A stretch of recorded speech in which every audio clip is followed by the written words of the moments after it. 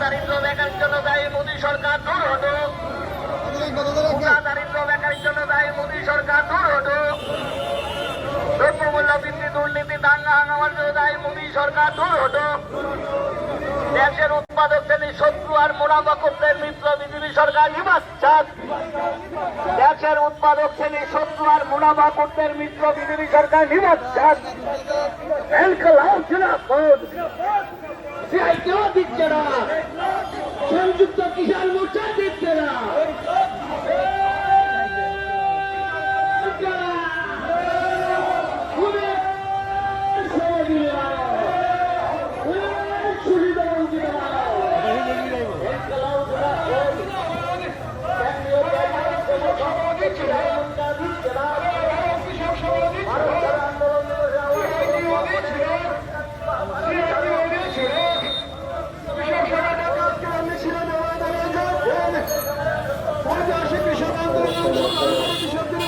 সমস্ত মামলা প্রত্যাহার করতে হবে।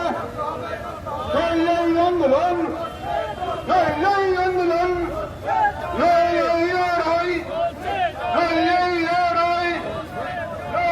প্রতিবাদ আন্দোলন ইনকলাব জিন্দাবাদ, ইনকলাব জিন্দাবাদ, ইনকলাব জিন্দাবাদ। ফসলের ন্যূনতম সহায়ক দাম দিতে হবে, কৃষকদের ফসলের ন্যূনতম সহায়ক দাম দিতে হবে। বিদ্যুৎ বিল 2022 সাল প্রত্যাহার করতে হবে। কৃষকদের ন্যূনতম 3000 ইউনিট বিদ্যুৎ সরবরাহ করতে হবে। ঐতিহাসিক কৃষক আন্দোলনে অংশগ্রহণকারী কৃষকদের উপর সমস্ত মামলা প্রত্যাহার করতে হবে। ঐতিহাসিক কৃষক আন্দোলনে অংশগ্রহণকারী কৃষকদের উপর সমস্ত মামলা প্রত্যাহার করতে হবে। অভিনন্দন দেশের সরকারে সেদিন এই ভারতবর্ষের মানুষকে ধর্মে বর্ণে ভাগ করে ব্রিটিশরা আরএসএস এর সহযোগিতা নিয়ে আমাদের পরাধীনতা কায়েম করার তথা দেশকে লুট করার সেই চেষ্টা জারি রেখেছিল।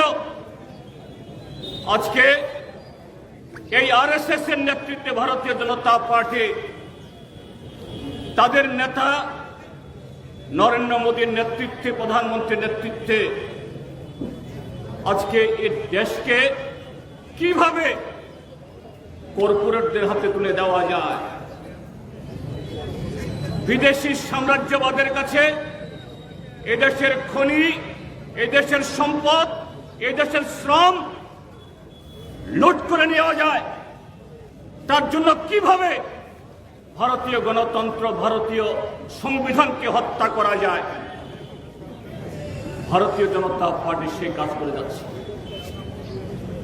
কাকতালীয়ভাবে বা ঘটনাচক্রে এই মোদী সরকারের বিরুদ্ধে গতকাল থেকে আমাদের ভারতীয় সংসদের নিম্নকক্ষ লোকসভাতে অনাস্থা প্রস্তাব চলছে, এখনো চলছে, আগামী দিনও চলবে। আমি প্রত্যেক ভারতীয় যারা দেশপ্রেমিক, এই দেশকে ভালোবাসেন, স্বাধীনতাকে ভালোবাসেন, গণতন্ত্রকে ভালোবাসেন, সংবিধানকে শ্রদ্ধা করেন, আমাদের স্বাধীনতার সংগ্রামীদের যারা স্মরণ করেন, তাদের কাছে অনুরোধ করব বাড়িতে গিয়ে একটু টেলিভিশনটা দেখবেন কিভাবে এই ব্রিটিশদের দালালরা নির্লজ্জের মতো ওই পবিত্র পার্লামেন্টে, যে পার্লামেন্টকে বলছে গণতন্ত্রের মন্দির, সে মন্দিরকে কলুষিত করে আদানি আম্বানিদের পক্ষে কথা বলছে। মণিপুরে আমাদের ভারত মাতারা, ভারত মায়ের সন্তানেরা, ভারত মায়ের বোনেরা যখন লাঞ্ছিত, এদের পক্ষে একটা কথা বলছেন না, বরঞ্চ সেই মণিপুরে যারা দাঙ্গা করছে, মণিপুরে যারা সেখানকার মায়েদের সম্ভ্রম লুটছে, তাদের হয়ে সাফাই গাইছেন মোদী সরকারের মন্ত্রীরা, সেই ব্রিটিশদের দালাল, আরএসএস এর প্রতিভোগ, আরএসএস এর শিষ্যরা আজকে ভারতীয় জনতা পার্টির পতাকা নিয়ে মানুষকে ভাগ করে এদেশের কৃষক, শ্রমিক, ক্ষেতমজুর, দিনমজুর, জুমিয়াদের লুট করে নির্লজ্জের মতো সেখানে কর্পোরেটদের দালালি করে যাচ্ছে। কাজে বন্ধুরা, আমাদের আবেদন, আজকে 9ই আগস্ট এটা শুধু প্রতীকী একটা মিছিল না, প্রতীকী একটা কর্মসূচি না। আজকের এই দিনে আমাদের আবার শপথ গ্রহণ করতে হবে। সেই 42 ইংরাজিতেও আসমুদ্র হিমাচলের মানুষ তখনও এই ভারতবর্ষে নানা মতের, নানা স্রোতের লোক ছিলেন স্বাধীনতা সংগ্রামে।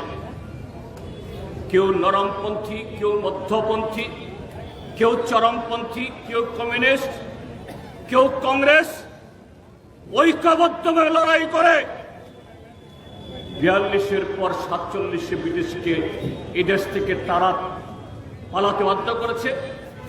আজকের ভারতবর্ষেও আবারও সেই দিন এসেছে। এই দেশকে রক্ষা করতে হলে পরে আমাদের স্বাধীনতাকে, আমাদের সংবিধানকে, আমাদের সম্পদকে, আমাদের কৃষকদের, আমাদের কৃষি, আমাদের ঘাম, রক্ত, আমাদের মায়েদের ইজ্জত, সবাইকে ঐক্যবদ্ধ হতে হবে সেই 42-এর মন্ত্র নিয়ে। সেই মন্ত্রে সবাই শপথ গ্রহণ করবেন। এই আহ্বান জানিয়ে আবারও সবাইকে অভিনন্দন এবং নমস্কার জ্ঞাপন করে আমার বক্তব্য শেষ করছি। ইনকলাব জিন্দাবাদ।